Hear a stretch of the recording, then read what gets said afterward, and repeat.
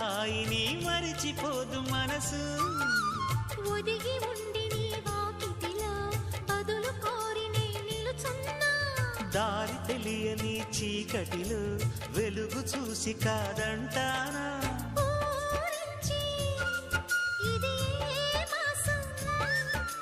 ప్రేమించే ప్రతి గుండెను అందెల సందడి చేసే హేమంతం ఇది.